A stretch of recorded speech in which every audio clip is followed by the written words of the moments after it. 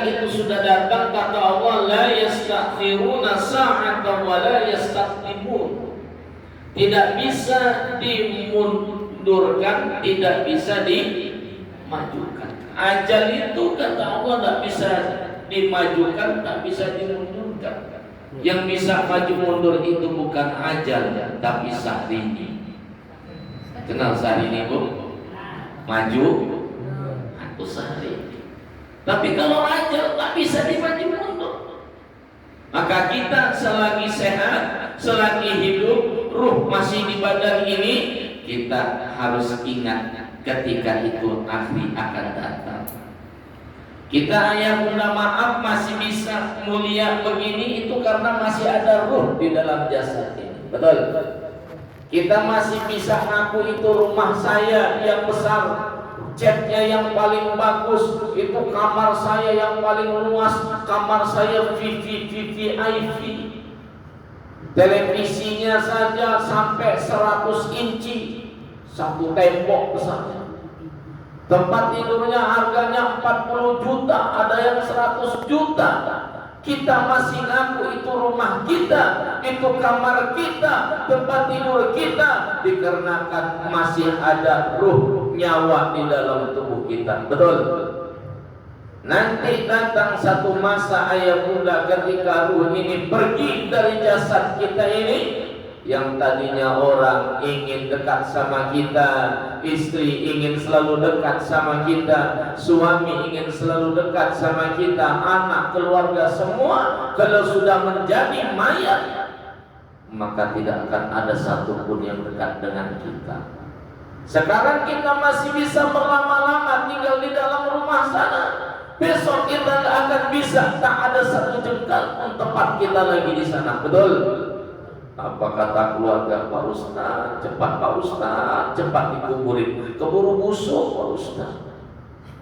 Kalau kata Pak Haji Romah Irama, jasad pun tak berharga ketika ditinggal nyawa. Anak istri yang tercinta tak lagi mau bersama. Secepatnya jasad dipendam karena tak lagi dibutuhkan. Diri yang dulu dipuja kini hina tak berguna. Oh, kayaknya nggak usah dilanjutin ini kayaknya. Gak ada yang nyawer. Baik, kita ngaji ayah bunda. Ya. Ini sampai surut kan? Ya benar. Kalau saya nggak masalah, ceramah panjang tak masalah, ceramah pendek tak masalah. Yang penting siap ceramah saya bilang bahwa amal, amplop. Ya, malu saya amplop. Yang penting siap ceramah saya bilang bahwa amal, amplop. Di rumah saya itu amplop saya buang-buang semua, Bu. Kita mulai peringatan ini dengan surah Al-Baqarah ayat 28. Surat Al-Baqarah ayat 28 ini hafal semua ayatnya, cuma ayat 28. Bismillahirrahmanirrahim. Kaifa takfuruna billahi wa kuntum amwata fa ahyaakum thumma yumitukum thumma yuhyikum thumma ilaihi turja'un. Kata Allah, orang kafir mah gak percaya kalau manusia itu, kata Allah, sesungguhnya dia wajib melewati 4 fase. Jadi semua manusia ini ayah bunda mesti melewati 4 fase. 4 fase ini 2 kali hidup, 2 kali mati. Berapa kali, Bu? 2 kali hidup, 2 kali. Kira-kira diawali hidup dulu apa mati dulu? Hidup. Saya mah tengok ibu-ibu aja, Pak. Bahaya ibu-ibu nih, Pak, kalau hidup. Kita coba ya 4 fase ya. Hidup. Habis hidup mati. Habis mati hidup. Habis hidup ya mati lagi. Mati enggak lanjut hidup lagi. Habis ini Pak. Maka kata Allah 4 fase ini diingatkan. Kaifa takfuruna billahi wa kuntum amwata. Pertama kita kita dulu mati dulu. Pertama mati dulu kata Allah. Wa ahyakum, baru dihidupkan.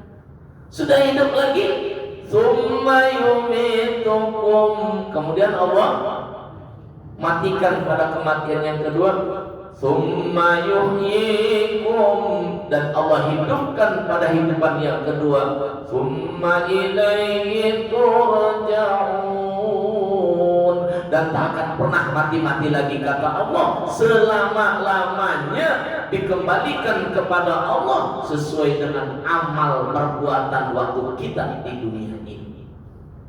Kalau kita di dunia ini ayah bunda, hidup kita mantap, rajin sujud, rajin berjamaah, amal ibadah kita mantap, amal soleh kita banyak, maka Allah kembalikan kita ke tempat yang setinggi-tingginya, ke tempat yang paling mulia, namanya Jannatun, kampung halaman kita, SUSURGAGA alias surga. Akan tetapi ayah bunda, kalau kita hidup di dunia jauh dari Allah, amal soleh kita sedikit, bahkan hobinya berbuat maksiat, berbuat dosa, maka akan Allah kembalikan kita summa radadnahu asfala safilin, ke tempat yang paling hina, ke tempat yang paling mengerikan, namanya narun NERARAKAAK. Apa bu? Narako. Nah maka ayah bunda yang dimuliakan Allah, yuk kita sama-sama bahas ya, bagaimana 4 fase ini biar kita selamat. Yang pertama tadi apa bu? Mati dulu apa hidup dulu? Mati. Mati dulu ya. Kalau bicara mati ini diawali siapa? Tentu Nabi Adam, karena manusia yang pertama Allah ciptakan Nabi Adam, gelarnya Abul Bashar, bapak moyangnya atau kakek moyangnya manusia. Itu namanya Nabi Adam. Diturunkan oleh Allah dari surga ke dunia ini. Nabi Adam dan Siti Hawa di tempat yang berbeda. Kalau Nabi Adam diturunkan di mana? Ayah bunda, diturunkan di Sri Lanka, India Utara. Di situ ada bukit, dikasih nama Adam Peak. Kenapa kasih nama Adam Peak? Di sana Bosal namanya. Itu tempat persinggahan Nabi Adam pertama kali dia turun dari surga. Apa namanya bu? Di mana tempatnya? Sri Lanka. Jangan sampai kita orang Islam nggak tahu asal usul kita. Ditanya Nabi Adam diturunkan di mana? Bu, MTD. Apa MTD? Mau tahu deh. Terus Pak Yai, Siti Hawa diturunkan di mana? Siti Hawa diturunkan di sebelah timurnya jauh, di sebelah selatannya. Apa namanya? Jeddah. Apa namanya? Jeddah. Di Jeddah. Di situ tempatnya Siti Hawa di Jeddah. Maka ayah bunda kalau pergi ke tanah suci biasanya turunnya di mana? Di Jeddah. Wajib turun di Jeddah. Jeddah itu dari kata bahasa Arab Jeddah. Jeddah itu artinya nenek, maksudnya nenek moyang. Jadi kalau ayah bunda pergi ke tanah suci, turun di Jeddah, ingat betul, disinilah nenek moyang kita turun dari surga. Siti Hawa itu di sini, di Jeddah. Tempat turunnya nenek moyang kita dari surga, Siti Hawa di Jeddah. Nah, kita buka surat Ar-Rahman ayat 14. Khalaqal insana min salsalin kal fakhar. Kata Allah, kami ciptakan insan, mafhumnya pada Nabi Adam. Dari mana manusia asal usul diciptakan Nabi Adam itu?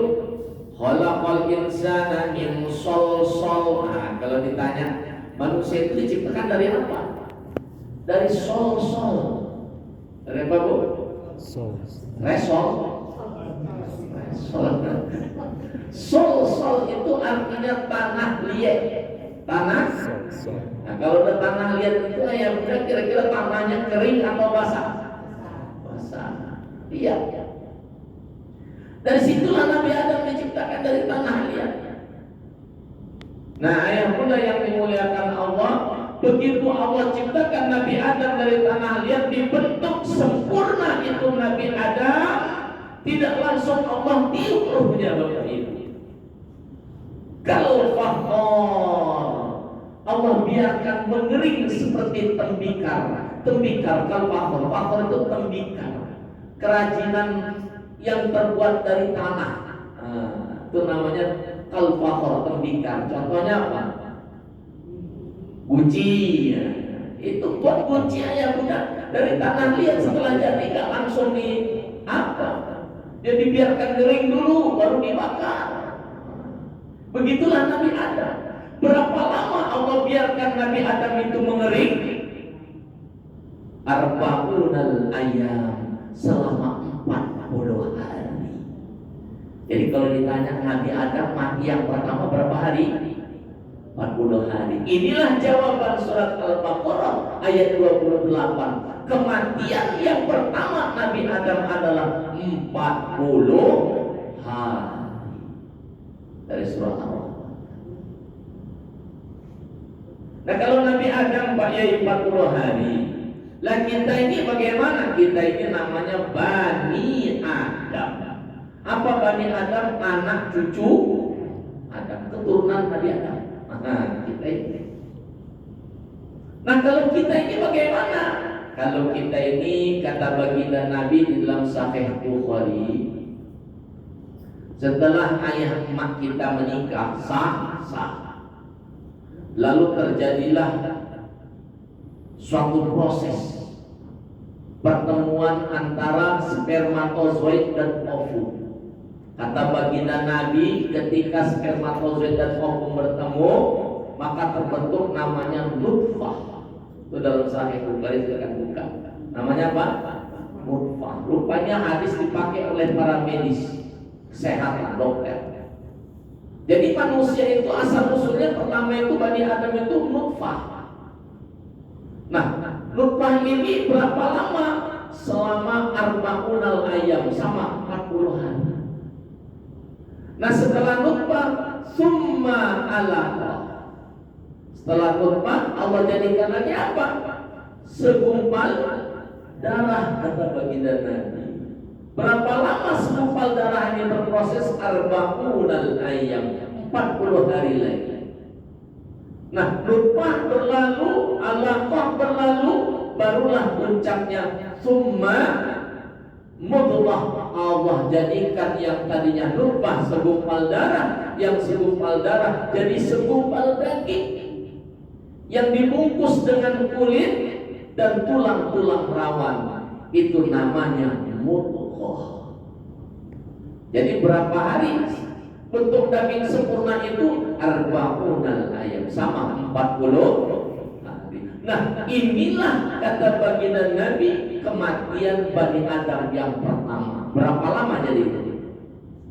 40 ditambah 40 ditambah 40 120 hari. 120 hari itu berapa bulan kayaknya? Berapa bulan? 4 bulan. Ada makanya buat hadis, ada ruh itu ditiupkan di dalam perut emak kita, di dalam alam rahim itu berapa umurnya ketika? Ada yang nyebut 4 bulan, ada yang nyebut 4 bulan 10 hari. Kira-kira sampai sini paham dah ayat-ayat. Jadi kematian kita yang pertama berapa lama? 120 hari atau 4 bulan. Kalau Nabi Adam 40 hari. Jadi kalau kita 4 bulan dalam keadaan mati, jadi berapa lama kita hidup di dalam perut emak kita alam rahim itu? Berapa bulan? 5 bulan. Ada yang nyebut 9 bulan. Kenapa lagunya Pak Yai 9 bulan? Ya kalau 9 bulan berarti kita lahir umurnya berapa? Setahun Setahun 3 bulan. Kenapa setahun 2 bulan ya? Kenapa kok setahun 2 bulan? Ya kan kita matinya 4 bulan. Kalau hidupnya 9 bulan berarti 4 ditambah 9 12 bulan, berarti kita 12 bulan sih. 9 ditambah 4 berapa bulan? 13 bulan. Berarti 1 tahun 1 bulan. Ada emak saya di sini yang hamilnya dulu 1 tahun 1 bulan? Ada nggak ibu yang lahirnya 1 tahun anaknya? 2 tahun? Siapa bilang nggak ada? Imam Syafi'i itu 2 tahun setengah. Bayangkan, Imam Syafi'i 2 tahun setengah baru lahir di dunia ini. Tapi nggak tahun-tahun begitu lahir langsung hafal, hanya umur 10 tahun. Ada yang nyebut apanya majmuahnya 7 tahun. Ibu umur berapa? 50. Apa Al-Quran? Hafal Al-Quran. Baik ayah bunda. Jadi itulah kematian kita yang pertama. Ya. Ternyata mati kita Nabi Adam itu 40 hari. Kemudian matinya kita pertama kali Bani Adam, anak keturunan Adam itu berapa lama? 120 hari. Fa'ahyakum, kemudian baru kita dihidupkan oleh Allah. Lama tak ayah bunda kita hidup di dunia ini? Lama atau tidak? Ada yang tahu nggak berapa lama kita hidup di dunia ini? Makanya saya tanya, lama atau tidak? Jangan dijawab MTW, apa MTW? Mak tahu Pak? Jangan. Orang Islam itu pintar, hebat, tahu dia pasti. Dia tahu orang Islam, orang beriman itu tahu dia. Oh ini saya hidup di dunia ini begini nih. Gak lama saya hidup di dunia. Apa kata baginda Nabi dalam riwayat hadis riwayat Ahmad? Akmaru ummati ma baina sittin ila sab'in wa aqalluhum man yazudu dzalik. Kata baginda Nabi, akmaru ummati ma baina sittin ila sab'in. Ketahuilah wahai umatku, umur umatku itu tidak banyak. Berapa umur umat baginda Nabi? Ma baina sittin ila sab'in, hanya antara 60 sampai 70 tahun. Saya punya tetangga Pak Yai umurnya sudah 85 tahun. Wa aqalluhum may yaghuddu dzalik. Kata baginda Nabi, ada yang lebih dari 60 70, tapi cuma sedikit kata baginda. Rata-rata 60 sampai 70. Nabi umur berapa yang sudah meninggal? 63. Bapak Ibu sekarang umur berapa? Orang Islam ini tahu kali-kalinya. Hasibu anfusakum qabla an tuhasabu. Waduh Pak Yai, umur saya sudah 60 tahun. Kurangin 63 kurang 60 berarti 2029 besok aja. Pak Yai, umur saya sudah 62 tahun. Astagfirullahaladzim. 63 kurang 62 2027. Pak Yai, umur saya sudah 63 tahun. Inna lillahi wa inna ilaihi rajiun. Jangan-jangan nanti pada sholat zuhur. Astagfirullah Rabbal baraya. Astagfirullah minal khataya. Bagaimana Pak Yai? Kalau memang kontrak kita sudah umurnya sudah 60 tahun atau 70 tahun, pengen panjang umur bisa sampai bilang nggak bisa. Gimana caranya? Kalau saya ayah udah buka dalilnya itu 2 caranya ternyata. Yang pertama apa? Ad-du'a usilahul mu'minin. Cara yang pertama doa minta panjang umur. Itu dalam Sahih Muslim. Allahumma tawil umurana fi ta'atika wa ta'ati rasulika wa ja'alna min ibadika sholihin. amal terlalu panjang, ya udah Allahumma tawil umurona, ya Allah panjangkanlah umur kami. Ini minta. Yang kedua apa? As-shadaqatu tarudul bala. Dengan apa? Dengan banyak-banyak sedekah. Kisah Nabi terdahulu itu jelas, mulai dari Nabi Adam sampai Nabi Sulaiman, Nabi Ibrahim, itu dikisahkan bagaimana orang yang sudah seharusnya ajalnya datang tapi umurnya panjang. Kenapa? Dikarenakan banyak-banyak sedekah. Maka rata-rata orang yang banyak sedekah itu umurnya panjang, badannya sehat, banyak-banyak sedekah. Tak punya uang saya sedekah Pak Yai, minimal tabassuka li akhi sedekah, minimal senyum. Jadi kalau kita nggak punya sedekah, nggak punya uang, bisa sedekah, bisa kata Nabi. Dengan bagaimana caranya? Dengan banyak-banyak. Nabi itu ayah muda, Nabi itu subhanallah sudah sempurna wajahnya, ya. Wajahnya Nabi itu nggak senyum aja mirip orang senyum, apalagi tersenyum. Saking Nabi itu begitu eloknya wajahnya itu nggak senyum seperti orang, nggak seperti kita sudah senyum malah seperti orang tidak senyum. Bu, senyum katanya nak ada titipan supaya senyum. Astagfirullahaladzim. Kadang-kadang nih karena saya mohon maaf ya, mohon maaf. Kadang-kadang kalau saya selalu yang tanyanya kepada ibu-ibu, karena ibu-ibu ini lain ya. Ibu-ibu ini kita kan tahu kata baginda Nabi itu punya sifat namanya tabarruj. Jadi wanita itu punya sifat tabarruj, lain seperti kita. Tabarruj itu suka dengan yang indah-indah, ya. Suka dipuji-puji, suka disapa-sapa. Tuh kalau wanita itu begitu.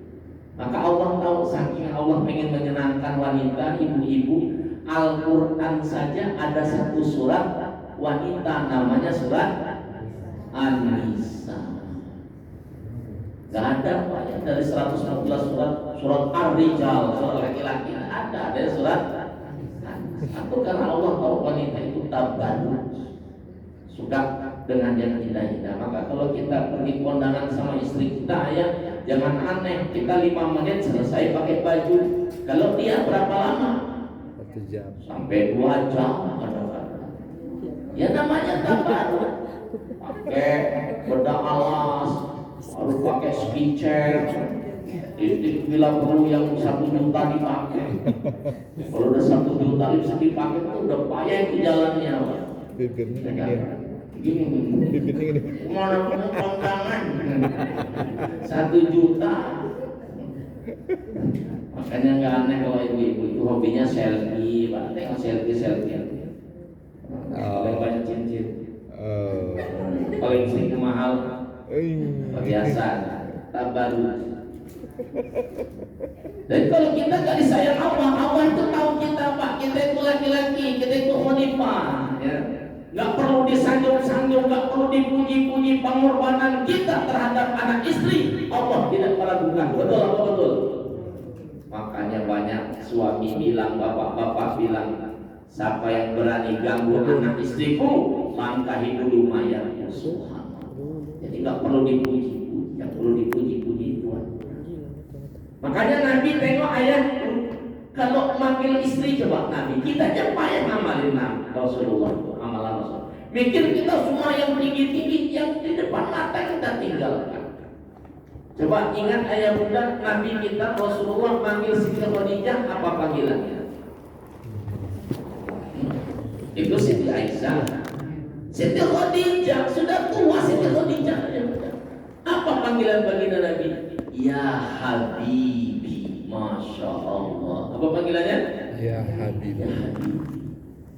Ibu-ibu sampai sekarang udah pernah dipanggil Habibi belum? Sampai rumah nanti bilang, panggil Ai Habibi. Habibi itu artinya apa? Kekasih. Kalau bahasa orang sekarang bebek. Yayang. Jadi ternyata ayah bunda panggilan bebek, yayang itu panggilan sunnah itu. Jadi jangan kita rasa aneh dipanggil sayang gitu. Jangan, itu Nabi contohkan. Bebek itu jangan, itu Nabi, itu sunnah itu. Ini manggil istri kadang manggil nama. Oh iya iya. Kalau Pak Yai manggil istri gimana? Saya ya. Tengok istri saya manggil Umi ya. Assalamualaikum. Waalaikumsalam ya. Salam saya.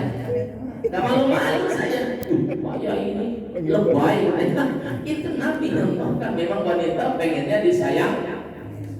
Wanita itu pengen disayang, bukan untuk disakiti. Betul apa betul? Besok saya diundang pengajian nanti insya Allah.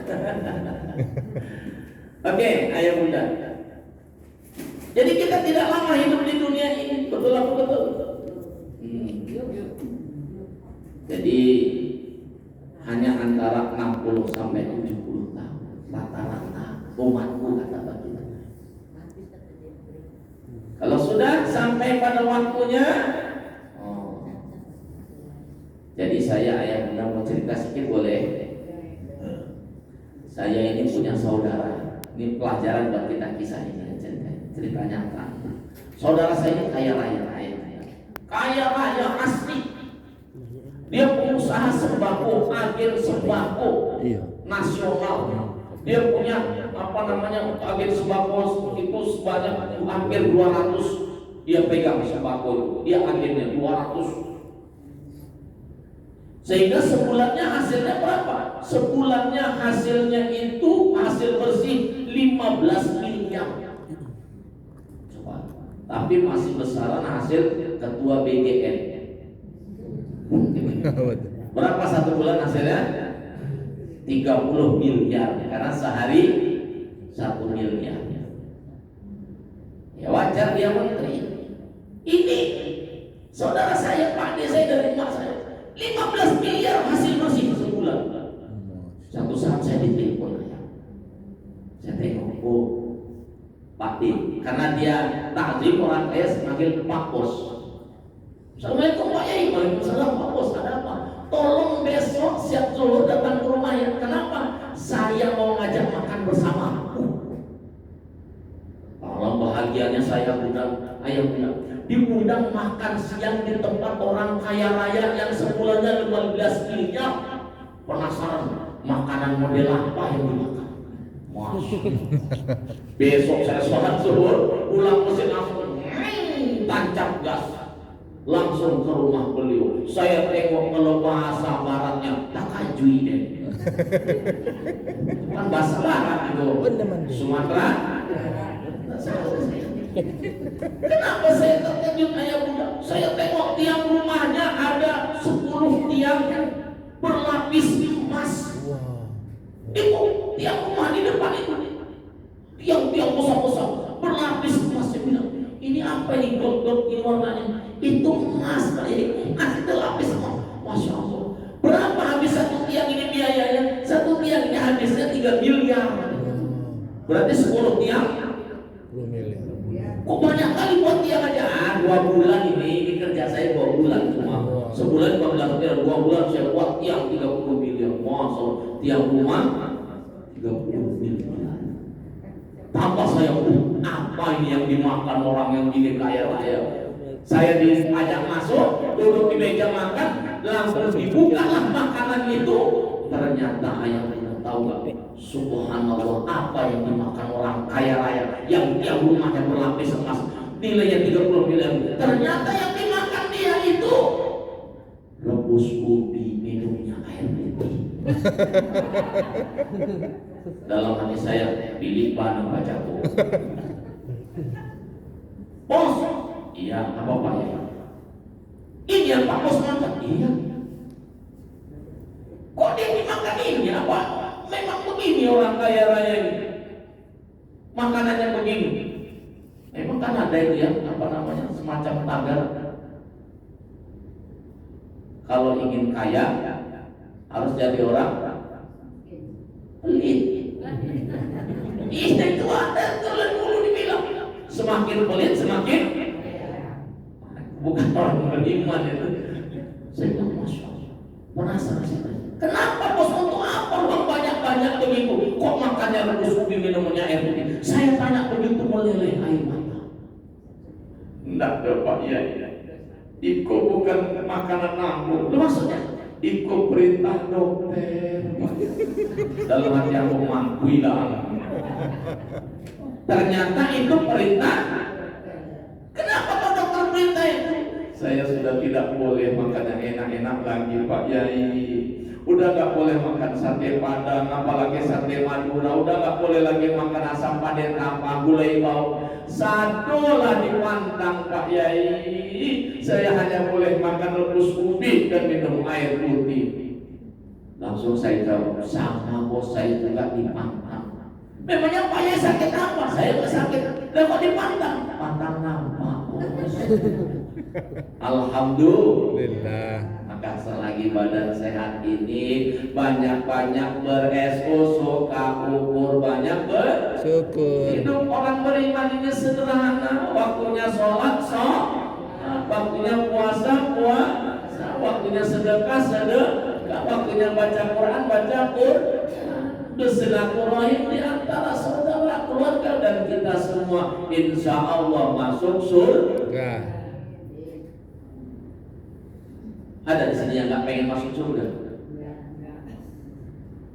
Nah, kalau pengen masuk surga, boleh saya baca kitabnya. Kita harus berburu, harus berburu. Berburu kepada siapa? Berburu kepada orang yang sudah dinyatakan masuk surga. Ada nggak ayah muda di dunia ini orang yang masih hidup dinyatakan ahli surga?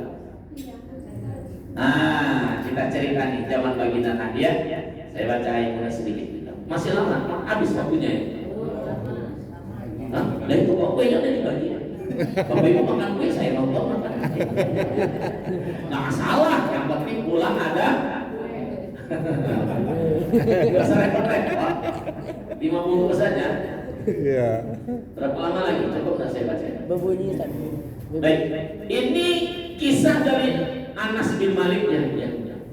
Waqala Anas, dan Anas berkata, "Kunna yauman julusan inda Rasulillah sallallahu alaihi wasallam." Satu ketika kata Anas bin Malik, kami sedang duduk bersama baginda Nabi. Sedang duduk bersama baginda Nabi. Faqala, dan baginda Nabi bersabda, "Yatlu'u 'alaikumul an ibadallahi ikhwana. Wa yatlu'u 'alaikumul an min hadzal fajji rajulun min ahlil jannah." Kata baginda Nabi, wahai sahabatku, sebentar lagi akan datang dari pintu masjid kita ini seorang laki-laki penghuni surga. Bukan calon disebut, min ahlil jannah, penghuni surga mau datang. Kata baginda Nabi. Oh, penasaran sahabat. Sahabat aja gak disebut oleh Nabi min ahlil jannah. Ada orang datang mau masuk masjid. Kata Nabi, kita akan kedatangan saudara sekarang ini ahli surga. Datang, ternyata seorang laki-laki Ansor. Seperti biasa, duduk, kemudian airnya masih banyak sampai ke janggutnya, menenteng sendal di sebelah kiri, ucapkan salam, letakkan sendal, ucapkan salam sama baginda Nabi, lalu dia sholat. Di tengah sahabat sholatnya nggak ada istimewa, sama seperti itu. Besoknya lagi baginda Nabi tetap berkata lagi, apa kata rajulun min ahlil jannah yatlul fajr. Sekarang dia akan datang lagi, kata Nabi. Kok calon, bukan calon, seorang laki-laki penghuni surga. Begitu datang, ternyata laki-laki yang kemarin. Hari ketiga itu lagi ayah muda, Nabi cerita lagi. Ini mau datang laki-laki penghuni surga kepada kita, kata baginda Nabi sekarang. Datang, ternyata laki-laki yang kemarin. 3 hari berturut-turut Nabi bilang akan datang bersama kita sekarang laki-laki penghuni surga. Ternyata yang datang orang itu. Begitu sudah salam sama baginda Nabi, di hari ketiga baginda Nabi langsung selesai. Langsung beliau pulang. Sahabat Abdullah bin Umar lalu mendatangi laki-laki itu. Apa kata sahabat Abdullah bin Umar? aku ingin nginap di rumahmu, boleh? Kenapa? Karena aku punya masalah dengan orang tua. Jadi untuk menghindari supaya masalah itu tidak membesar, aku pengen nginap di rumahmu, kata sahabat Abdullah. Oh silahkan, kata sahabat Abdullah. Dia ngarang cerita bahwa dia punya masalah dengan orang tuanya, dia harus nginap di rumah ahli surga tersebut. Kenapa kok orang cerita itu? Supaya bisa nginap di rumahnya, dia pengen tahu ahli surga yang kata baginda Nabi itu apa yang dikerjakan waktu di rumah. Akhirnya nginap aja, ditungguin sama Abdullah bin Umar. Malam nggak bangun malam, nggak ada dia sholat tahajud, nggak ada dia sholat hajat, nggak ada dia sholat tobat, malam nggak bangun. Tapi yang dia temukan apa? Bangunnya kapan? Bangunnya waktu subuh saja. Subuh bangun, itu masjid dia. Pulang seperti biasa saja. Dia tengok mana istimewanya ahli surga ini. Lebih parah sama seperti saya. Saya ada tahajud bangun malam subuh. Ini enggak. Malam kedua diperhatikan betul. Oh, ternyata ini. Apa yang terjadi? Tapi ringan aja, sederhana. Kenapa? Dia itu memang nggak bangun-bangun malam. Tapi ketika dia menggerakkan tubuhnya waktu tidur, dia selalu menyebut nama Allah. Selalu berzikir. Dia balik ke kanan dia kan, kalau kita istilahnya ngelilir ya. Ngelilir dia belok ke kanan gini, dia apa namanya? Dia Allahu Akbar.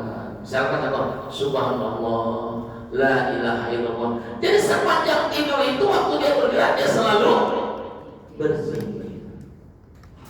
Nampak capek dia kerja, dia balik ke kiri, waktu tidur nampak sakit pinggangnya, apa disebut? Astagfirullahaladzim. Coba kalau ibu-ibu tidur, sakit pinggang, gerak ke kanan, sakit, apa yang disebut? Koma. Ternyata sederhana ya. Ini orang selalu berzikir waktu dia. Tapi gampang orang yang itu, masa dia jamin masuk surga? Oh, udah 3 hari akhirnya jujurlah minta maaf. Sahabat Abdullah bin Umar, wahai saudaraku minta maaf. Aku sebenarnya ngarang cerita. Aku nggak punya masalah dengan orang tuaku karena Nabi bercerita, menyampaikan, menjelaskan bahwa dirimu adalah penghuni surga. Makanya aku penasaran apa yang kau lakukan di rumah. Ternyata kau tidak ada ibadah yang istimewa. Bahkan kau tidak bangun waktu malam. Apa kata sahabat Ansor ini, ayah bunda?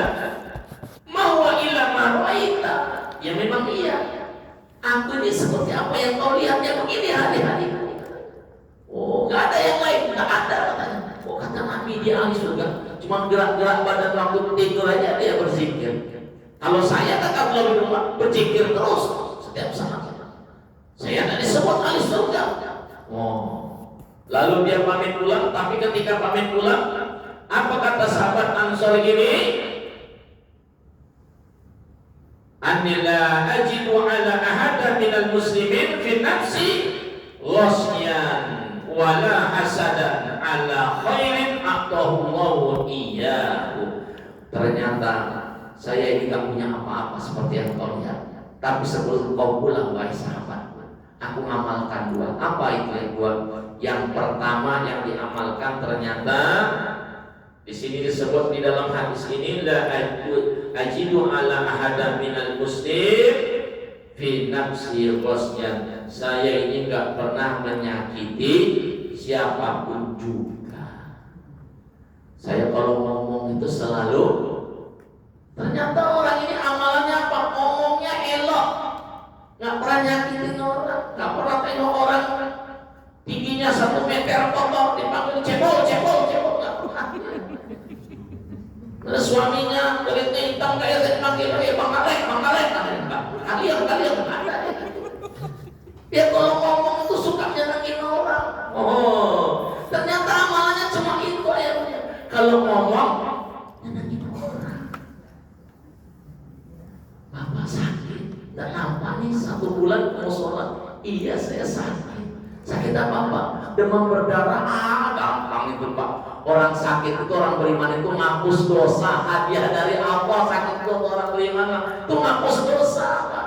minum air putih yang banyak. Di rumah saya ada nanam jambu merah, jambu batu merah. Nah, itu obatnya, ambil Pak di jus, insya Allah sembuh secepatnya. Kan enak. Ibu sakit apa? Demam berdarah. Oh mak, hati-hati bu, bahaya demam berdarah ibu. Kemarin tetangga saya kena demam berdarah, 2 hari meninggal bu. Sorenya meninggal itu.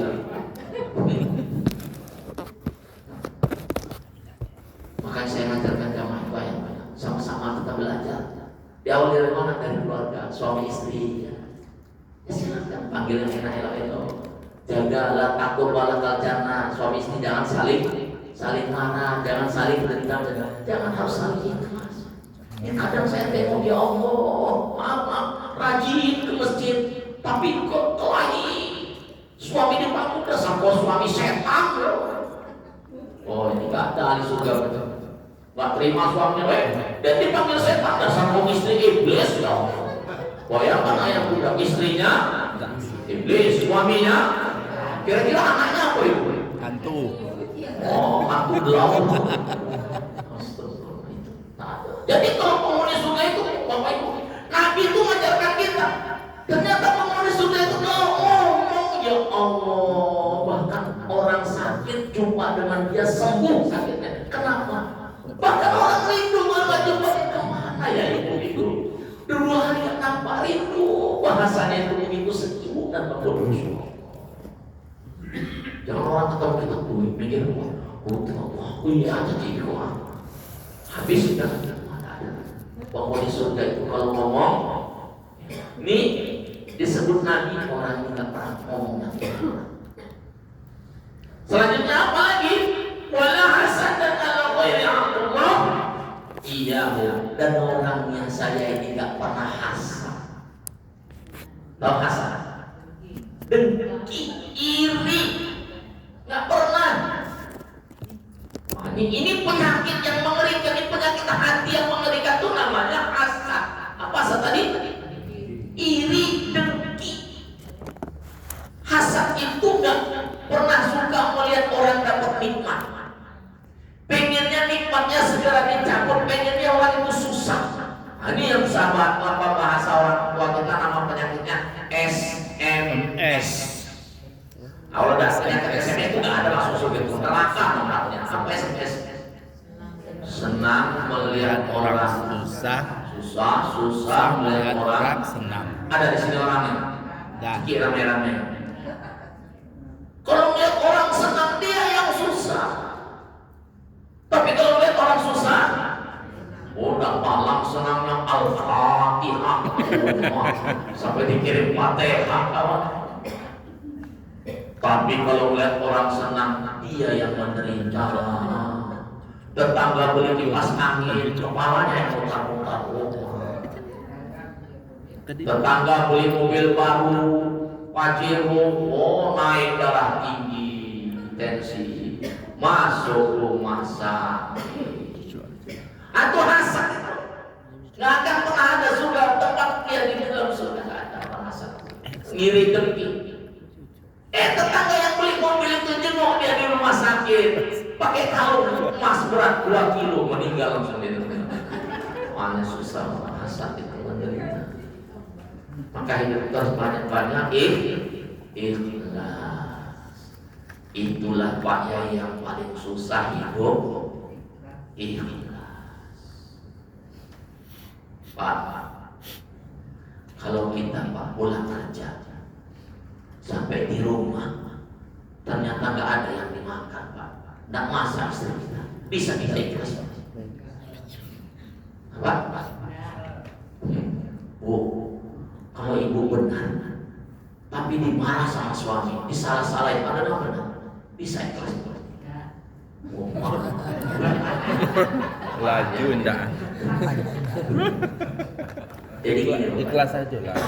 saya mau ngajarin ibu-ibu boleh Pak ya? Bu, ada seorang wanita mulia, orangnya masih hidup, tapi ajibullah, Allah kagum sama dia. Orangnya masih hidup. Allah utus malaikat Jibril untuk jumpai dia, kirim salam. Siapa ternyata dia? Dia istri kekasihku Muhammad.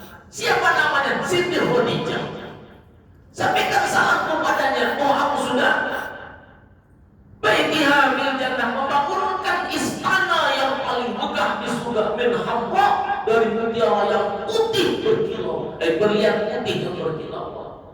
Sampai malaikat Jibril, kok bisa Allah kabur sama manusia? Orang yang hidup sudah dibangun istana di surga paling megah. Siapa dia? Ternyata Siti Khadijah. Lalu turun malaikat Jibril, ya Rasul, aku nggak berani kan Siti Khadijah. Apa? Allah kirim sama. Beliau sudah dibangunkan istana paling megah dari berlian putih di surga. Kenapa? Ternyata dua yang Allah kagumi dari Siti Khadijah. Apa yang dua ini? Kata malaikat Jibril, Allah kagum kepada Siti Khadijah karena yang pertama Siti Khadijah jadi istri seumur hidupnya, walaupun dia wanita bangsawan, separuh kekayaan Mekah punya Siti Khadijah, tapi dia sekali seumur hidupnya sekali saja nggak pernah marah sama suami. Sekali saja nggak pernah marah sama suami. Bu, boleh Pak, silakan tunjuk Pak. Pernah marah nggak? Sering? Wahai wanita. Payah nih. Maka kalau pengen sekali masuk surga, seorang istri jangan pernah marah. Pasal kau, istri nggak berguna kau, nggak pandai masak kau, ini begini. Iya Bapak, iya Pak. Surga. Bisa? Bisa? Nolong, sorry. Masya Allah. Tapi diajari bisa. Masya Allah. Tapi Pak, bisanya itu sambil gigit jadi gigi Pak. Bisa? Bisa. Di mata sama ingin. La ilaha Illallah. Yang kedua Bapak Ibu, apa yang dikagumi Allah dari Siti Khadijah? Wahai Rasulullah, istrimu Siti Khadijah itu seumur hidupnya kalau ngomong sama suami, suaranya selalu lembut, nggak pernah lebih tinggi suaranya dari suami. Masya Allah, kalau pengen masuk surga mah, katanya tadi pengen masuk surga, belajar ngomong lembut sama suami.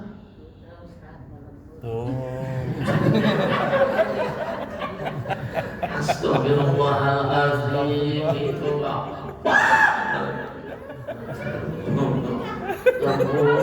Assalamualaikum.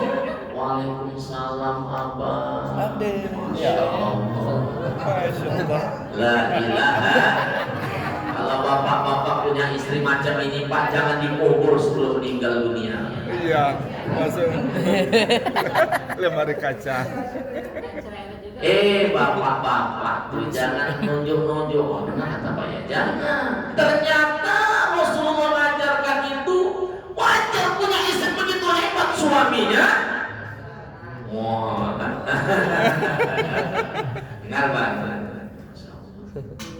Rasulullah itu gimana kan istrinya kelompok-kelompok.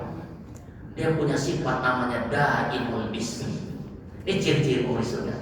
Apa daimul bisri? Dia nggak pernah hidupnya nyusahin orang, selalu membahagiakan orang, selalu bahagiakan. Makanya manggil istrinya ya Habibi, ya Humairah, Masya Allah. Kalau istrinya marah, dia marah suruh pejam mata. Dia selalu ngajarkan Pak, kalau istri marah, kau marah saya, pejamkan mata. Apalagi Rasulullah dipeluk dicium.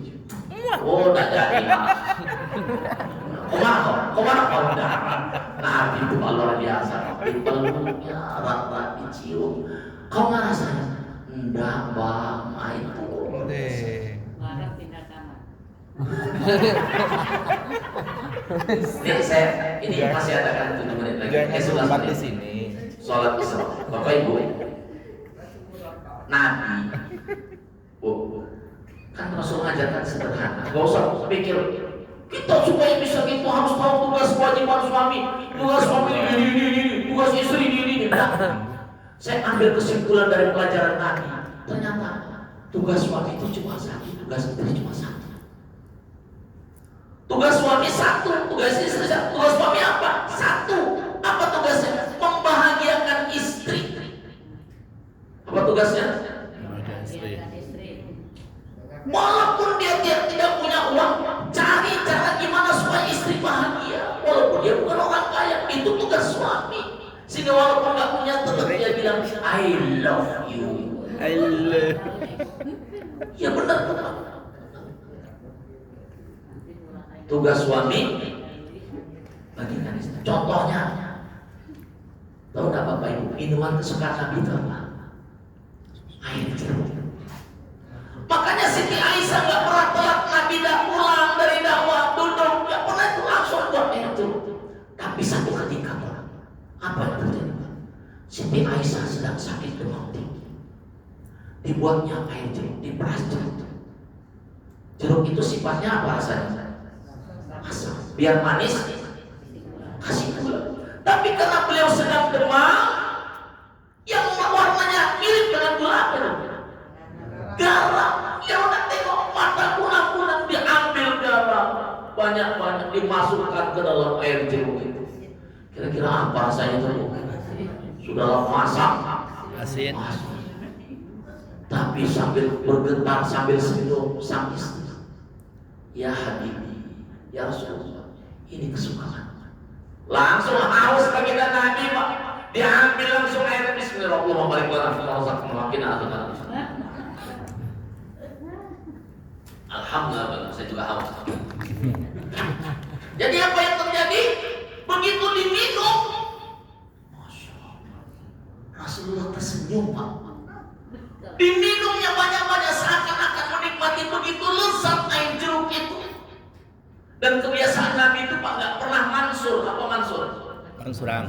Selalu disisihkan separuh minuman itu makanan untuk istri tersayang, untuk berkah. Makanya sang Siti Khadijah bilang, wahai suamiku, jangan lupa sisakan separuh, yang nampak nikmat betul air jeruk buatanku ini. Kata baginda Nabi, tidak bisa, ini terlalu nikmat air jeruk ini, aku habiskan semuanya. Nangis Siti Aisyah, kok dihabiskan ya Rasulullah, mana untukku? Kenapa dihabiskan Bapak Ibu? Karena nggak pengen tahu rasa air jeruk ini. Takut istrinya sedih, kecewa, dia merasa bersalah. Diminum, dihabiskan sambil senyum, merasakan rasanya seperti nikmat betul air jeruk itu. Meleleh air mata sang istri Siti Aisyah. Diambil gelasnya, dikorek-korek, masih ada setetes dua tetes. Begitu masuk mulutnya, muntah Siti Aisyah. Nangis, maafkan aku wahai suamiku, aku ini istri gak berguna. Langsung dipeluk, la basah, apa-apa sayang, Masya Allah. Pak. Bisa kira-kira Pak? Bisa Pak? Dicoba Bu ya, yang dari ini Bu ya. Sampai rumah Bu, minuman kesukaan suami Bu apa Bu? Kopi. Masukkan garam 1 kilo. Udah itu sediakan Bu, lalu bilang, Pak, ini minuman Bang. Minum Bang. Udah diminum, bilang apa rasanya Pak? Kira-kira kita jawab apa Pak? Ayah kamu. Apa jawaban kita? Nah, percaya, enak, kita percaya. Hilang. Pak Sore bilang ayah kamu. Makanya kelihatannya sepele, tapi Nabi ngajarkan dalam ini, inilah ahli surga itu Bapak Ibu. Ternyata berkata-kata elo, nggak dengki, nggak iri, itu nggak gampang.